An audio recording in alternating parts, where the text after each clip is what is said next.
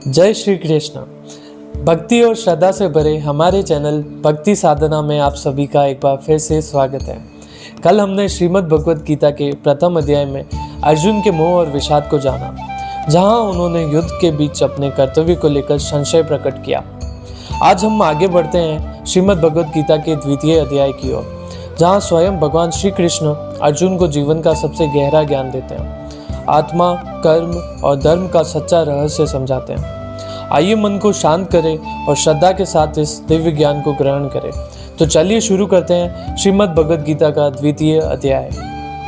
संजय ने धृतराष्ट्र से कहा, महाराज, दया से भरा अर्जुन, जिसकी आंखों में आंसू भरे हैं और जो विषाद से आकुल है, उससे भगवान श्री कृष्ण कहते हैं, हे अर्जुन, ऐसे विकट युद्ध के समय तुझे यह दुख कहाँ से उत्पन्न हुआ है? यह अज्ञानता पूर्व बातें छोड़, ऐसी बातों से न स्वर्ग मिलता है और न संसार में यश मिलता है। यह नपुंसकता जैसी बुद्धि तुझे नहीं चाहिए। हे अर्जुन, तत्व की बात को समझ और हृदय से इस नीच बुद्धि को त्याग उठ खड़ा हो। श्री कृष्ण के कमल मुख से ऐसी बातें सुनकर अर्जुन बोला, हे मधुसूदन, भीष्म और द्रोणाचार्य तो पूजनीय है, मैं भला इन पर बाणों की वर्षा कैसे करूँगा? यह तो मेरे गुरु है, भला इन्हें मारकर मेरा कल्याण कहाँ होगा? इन्हें मारकर जो राज्य और राजभोग में प्राप्त करूँगा वह इनके रक्त से लिपटे होंगे, और फिर यह भी तो निश्चित नहीं है कि जीत हमारी ही होगी, पर यह निश्चित है कि हमारे सम्मुख खड़े धृतराष्ट्र के इन पुत्रों को मारकर भी हमारा कोई भला नहीं होगा। और अभी जो आपने कहा कि नीच बुद्धि को प्राप्त न हो, मैं नीच बुद्धि के पाप को भी नहीं समझता, और मैं ऐसा मूर्ख हो गया हूँ कि धर्म अधर्म को भी नहीं समझ पाता। हे प्रभु जी, मैं शिक्षा के योग्य हूँ और मन वचन तथा कर्म के आपकी शरण में आया हूँ। कृपा करके मुझे वह बात कहो जिससे मेरा कल्याण हो।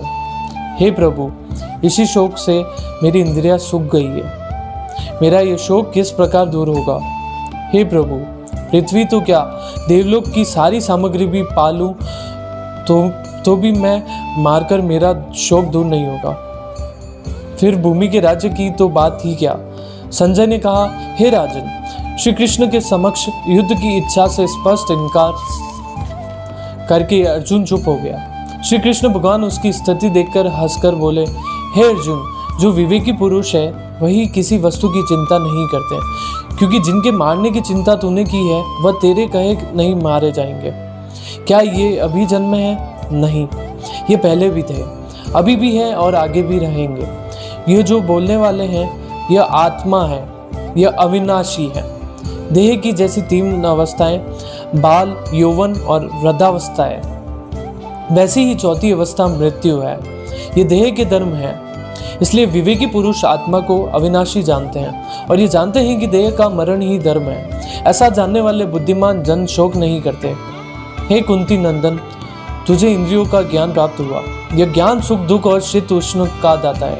यह सुख दुख प्राप्त भी होता है और मिट भी जाता है। तो इनका सहार कर, हे श्रेष्ठ अर्जुन, जिन्हें इंद्रियों के सुख और दुख अपनी निश्चलता से चलायमान न कर सके, उन्हीं पुरुषों में अमृत पान किया है, वही अमर हुए। हे अर्जुन, ये जो आत्मा है इसे अविनाशी समझ। ये किसी के कहे मारे नहीं जाता, यह अनंत है। शरीर बनते हैं, बिगड़ते रहेंगे, मगर आत्मा नित्य है, अमर है, निराकर है। यह न जन्मती है और न मृत्यु को प्राप्त होती है। नष्ट होने पर भी यह नाश को प्राप्त नहीं होती। जो मनुष्य इस आत्मा को अविनाशी, निर्विकार और अजन्मा जानता है, वह किसको ज्ञात करावेगा, किसको मारेगा? जिस प्रकार मनुष्य पुराने वस्त्रों को उतारकर नए वस्त्र धारण करता है, उसी प्रकार आत्मा पुरानी देह को छोड़कर नई देह को धारण करती है। आत्मा को शस्त्र नहीं काट सकते, अग्नि नहीं जला सकती, जल भिगो नहीं सकता। यह अविनाशी, सर्वव्यापी, स्थिर, अचल और सनातन है। यह इंद्रियों से जानी नहीं जा सकती, यह कल्पना से भी परे है। इसलिए ऐसा जानते हुए तुम्हें शोक करना उचित नहीं। हे महाबाहो, यदि तू इसे नित्य जन्मने और मरने वाली मानता है तो भी तुझे शोक नहीं करना चाहिए, क्योंकि जन्मने वाले की मृत्यु और मरने वाले का जन्म निश्चित है। अतएव जो बात अनिवार्य है उसके लिए शोक करना व्यर्थ है। जन्म लेने से पहले वो क्या था किसी को मालूम नहीं, फिर मरने के बाद क्या होगा कोई नहीं जानता। ऐसी दशा में तेरे लिए किस बात का सोच करना उचित है? सब प्राणियों के विषय में तेरा चिंतित होना उचित नहीं। अपने धर्म के विषय में सोचकर भी तुझे घबराना नहीं चाहिए, क्योंकि क्षत्रिय को धर्म पूर्वक युद्ध से और कुछ भला करने वाला नहीं है। हे पार्थ, बिना इच्छा किए स्वर्ग का द्वार रूप यह युद्ध तुमको स्वतः प्राप्त हुआ। यदि तुम अपने धर्म के अनुसार इस संग्राम को न करोगे तो अपना धर्म और बड़ाई खो दोगे। युगों युगों तक तुम्हारी अपकृति होगी। हे अर्जुन, जो प्रतिष्ठित लोग हैं उनके लिए अपयश का होना मृत्यु से भी बढ़कर है। ये सभी महारथी जो यहाँ मौजूद है तुम्हें युद्ध से विमुख हुआ देखकर समझेंगे कि अर्जुन डर कर संग्राम से हट गया और अब तक जो लोग तुम्हारा मान करते थे वे अपयश करने लगे। शत्रु होकर तुम्हारे पराक्रम की निंदा करते हुए अनेक न कहने योग्य वचन कहेंगे। इससे बढ़कर दुख तुम्हें और क्या होगा? हे अर्जुन, यदि तुम युद्ध में नष्ट भी हो जाओगे तो स्वर्ग का सुख भोगोगे, यदि जीतोगे तो पृथ्वी पर राज करोगे। अतः युद्ध के निमित्त दृढ़ प्रतिज्ञ होकर खड़े हो जाओ। सुख दुख, लाभ हानि, जय पराजय इन्हें समान समझकर लड़ने के लिए तैयार हो जाओ। ऐसा करने से तुम्हें पाप नहीं लगेगा। हे पार्थ, ये ज्ञानोपदेश ज्ञान योग के विषय में तुझसे कहा गया है। अब निष्काम कर्मयोग के विषय में सुन। जिस ज्ञान को पाकर कर्म बंधन से तेरी मुक्ति होगी, एक बार प्रारंभ हो जाने पर कर्म का नाश नहीं होता, विघ्न पड़ने पर भी वह शुभ फल देता है। इस कर्म का प्रारंभ ही संसार के भय से छुड़ाकर पूर्ण ब्रह्म को प्राप्त कराता है। हे अर्जुन, निश्चय करने वाली बुद्धि इस निष्काम कर्म में एक ही और कामना वाले पुरुषों की बुद्धि एकाग्र नहीं रहती, उसकी शाखाएं प्रशाखाएं होती है। ऐसी दशा में मनुष्य संदेह में रहता है। हे अर्जुन, अज्ञानी उस कर्म फल को बखान करने वाली वाणी के अनुसार स्वर्ग सुख से बढ़कर कुछ नहीं समझते। स्वर्ग सुख को ही जो उत्तम पुरुषार्थ समझते हैं, उनका कामनाओं से चित्त व्याकुल होने के कारण निश्चयात्मक बुद्धि में मोक्ष साधन को नहीं उत्पन्न होती, कारण कि उनका चित्त सदैव भोगादि में निमग्न रहता है। जिन मनुष्यों का चित्त इस प्रकार मोह में लिप्त रहे और जिनकी आसक्ति भोग विलास और ऐश्वर्य में है, ऐसे पुरुषों के अंतःकरण में निश्चयात्मक बुद्धि नहीं होती। हे अर्जुन, वेद त्रिगुणात्मक सकाम है, तुम निष्काम हो जाओ। सुख दुख को समान जानकर नित्य योग क्षेम आदि स्वार्थों में न पड़कर धीरज वाला आत्मनिष्ठ हो। जैसे छोटे छोटे अनंत जलाशयों में मनुष्य कार्य सिद्ध नहीं होता और बड़े जलाशयों से वे सब प्रयोजन अनायास ही सिद्ध हो जाते हैं, उसी प्रकार सभी वेदों में कहा हुआ काम कर्मों का फल ब्रह्म में भक्ति रखने वाला मनुष्य को सहज की प्राप्ति होती है। तुम्हें केवल कर्म करना चाहिए, फल तुम्हारे अधिकार में नहीं। तुम न तो फल की अभिलाषा से काम करो, न निकम में ही रहो। फल की आशा को त्याग कर कार्य की सफलता को समान मानकर तुम योगस्थ होकर कर्म करो, यही कर्म का ज्ञान है। इस बुद्धि योग्य सहित कर्म में अन्य कर्म अंतहित है, इसलिए तुम बुद्धि योग का आश्रय ग्रहण करो। फल की इच्छा रखने वाले निकृष्ट होते हैं। निष्काम करने वाला पुरुष ईश्वर कृपा से इसी संसार में सुकृत तथा दुष्कृत इन दोनों का ही त्याग कर देता है। इसलिए तुम निष्काम कर्म में पवित्र हो जाओ। कर्म फल को त्याग कर ही बुद्धियुक्त ज्ञानी पुरुष जन्म बंधन से हटकर मोक्ष को प्राप्त होते हैं। जब तुम्हारी बुद्धि मोह रूपी दलदल से बाहर निकल जाएगी, तब तुम्हारा मन आगे सुनने वाली तथा हो चुकी बातों से विरक्त हो जाएगा। हे अर्जुन, अनेक श्रुति स्मृतियों के वचनों को सुनने से तुम्हारी बुद्धि भ्रमित हो गई। जिस समय वह निश्चल होकर आत्मा में स्थिति होगी, तभी तुम्हें तत्व ज्ञान प्राप्त होगा। तेरी बुद्धि निर्मल होगी, तब तू समाधि के योग के सुख को जानेगा। अर्जुन ने पूछा, हे केशव, कृपा कर निश्चल बुद्धि वाले के लक्षण बताएं। वह किस प्रकार बोलता है, किस प्रकार बैठता है, उसके बातचीत करने का ढंग क्या है, वह किस बात ही चलता है। यह सुनकर श्री कृष्ण बोले, हे अर्जुन, जिसके मन में कोई कामना नहीं और जो अपनी आत्मा में ही संतुष्ट है, उसे तू निश्चल बुद्धि जान। जो न किसी दुख से दुखी होता है और न सुख की कोई इच्छा करता है, जिसे किसी से भय नहीं है, किसी से मोह नहीं है, जिसे न किसी से बैर है न प्रीति, जिसका किसी के साथ बैर नहीं है और जो न क्रोध करे उसी बुद्धि निश्चल जान, जिसे अप्रिय वस्तु पाकर शोक न हो, जिसकी सभी इंद्रियां उसी प्रकार अपने वश में हैं, जिस प्रकार कछुआ अपने अंगों को समेट लेता है, उसे भी तू निश्चल बुद्धि ही जान। हे प्रिय सखा अर्जुन, विवेकी पुरुष इंद्रियों को जीतने या यत्न तो बहुत करता है, फिर भी इंद्रियों को तू बलवान जान। ये मन को डोर से चला देती है, अतः तू इंद्रियों को वश में कर। किस प्रकार वश में कर? अब ये सुन, इंद्रियों का चेता मुझ में रख। मन के कारण ही इंद्रियां विजेता है, मगर जब तुम मन को मुझ में लगा लेगा तो इंद्रिया स्वयं ही जीती जाएगी। जिसकी इंद्रिया उसके वश में है, उसे भी तू निश्चल बुद्धि ही जान। अब ये सुनो कि जो लोग मेरा नाम नहीं लेते, मेरा ध्यान नहीं करते, उसके कार्य किस प्रकार बिगड़ते हैं। जब मनुष्य विषयों के बात करे और उनका चिंतन करे, उस समय वह उनके संग होता है। उस संग से मनुष्य के मन में काम आदि की भावनाएं उपजती है। काम से क्रोध पैदा होता है, क्रोध से लोभ मोह, और लोभ मोह से चैतन्य का नाश होता है। बुद्धि नष्ट होने से वह पशु की तरह हो जाता है। यही कारण है कि मेरे भक्त कभी भी संसारी मनुष्यों का संग नहीं करते। मेरे नाम के सिवा वह कुछ भी संकल्प नहीं करते। मेरे भक्तों को यही मेरी आज्ञा है। हे अर्जुन, अब यह भी सुनो कि मेरे भक्त भोजन साधन को अंगीकार कैसे करें।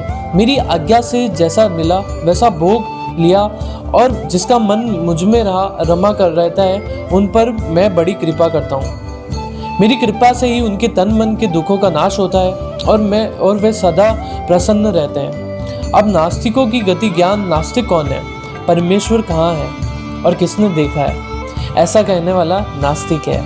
उनकी श्रद्धा मुझ में नहीं लगती, और श्रद्धा के बिना शांति नहीं मिलती। शांति बिना सुख नहीं है, इसलिए नास्तिक बुद्धि सदैव दुखी रहते हैं। जिस प्रकार वायु नाव को जल में खींच लेती है, उसी प्रकार इंद्रिया मन को खींचकर जहां तहां ले जाती है और मनुष्य की बुद्धि का नाश कर देती है। इस कारण हे महाबाहो, जिसने विषयों की ओर से इंद्रियों को सर्वथा रोक रखा है, उसी बुद्धि स्थिर है। जो सब प्राणियों की रात में है, उसमें संयमी जागता रहता है।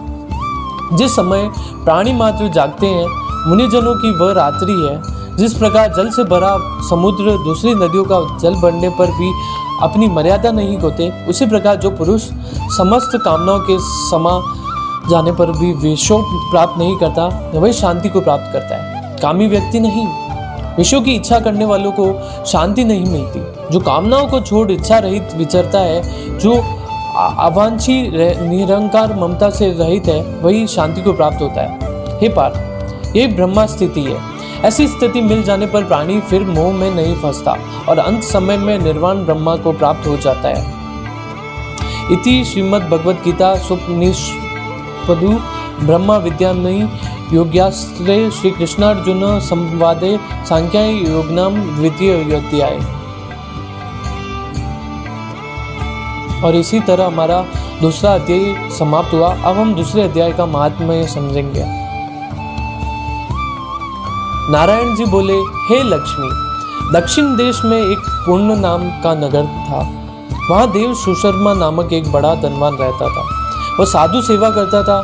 एक बार एक बाल ब्रह्मचारी वहाँ आया।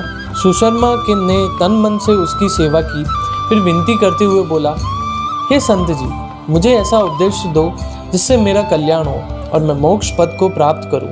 तब बाल ब्रह्मचारी बोले, मैं तुझे श्री गीता जी के दूसरे अध्याय का पाठ सुनाता हूँ, तू श्रद्धा से सुन।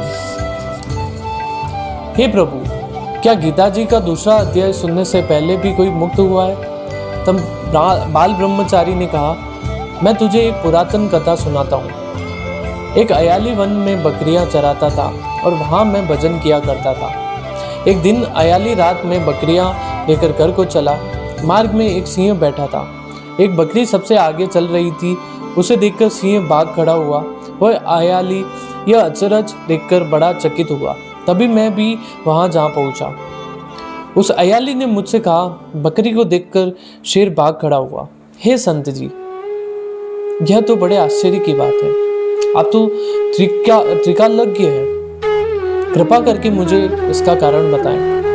मैंने कहा, हे अयाली, पिछले जन्म में यह बकरी एक डायन थी जो सुंदर पुरुषों को खा जाती थी। यह शेर पिछले जन्म में फंदक था, इसे भी डायन ने खा लिया। इस जन्म में वह डायन बकरी बनी और फंदक शेर बना। शेर को पिछले जन्म की बात याद थी, इसलिए बकरी को देखकर उसने समझा कि वही डायन रूप बदलकर उसे खाने आई है, इसलिए वह डरकर भाग गया। तब अयाली ने पूछा, मैं पिछले जन्म में कौन था? मैंने कहा, तू चांडाल था। तब अयाली ने कहा, हे ब्रह्मचारी जी, क्या कोई ऐसा उपाय भी है कि हम तीनों ही इस अधम देह से छूट जाएं?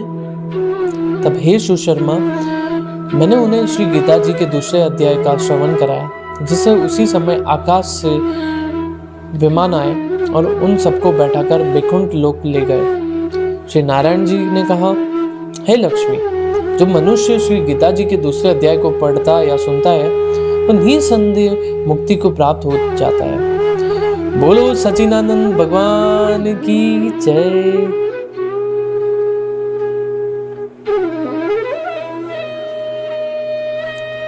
जय श्री कृष्ण। आज के श्रीमद् भगवद गीता के द्वितीय अध्याय का यही समापन होता है। इस अध्याय में हमने जाना कि आत्मा अजर अमर है और मनुष्य का कर्तव्य है अपने धर्म का पालन करना बिना फल की चिंता किए। भगवान श्री कृष्ण के इन अनमोल वचनों से हमें जीवन जीने का सही मार्ग मिलता है। आशा है कि यह दिव्य ज्ञान आपके जीवन में शांति, साहस और सकारात्मकता लाएगा। कल हम लेकर आएंगे श्रीमद् भगवद गीता का तृतीय अध्याय, तो जुड़े रहिए हमारे साथ इस पवित्र यात्रा में। अगर आपको ये वीडियो पसंद आया हो तो इसे लाइक करें, शेयर करें और ऐसे ही भक्ति से भरे ज्ञान के लिए हमारे चैनल भक्ति साधना को सब्सक्राइब करना न भूलें। राधे राधे।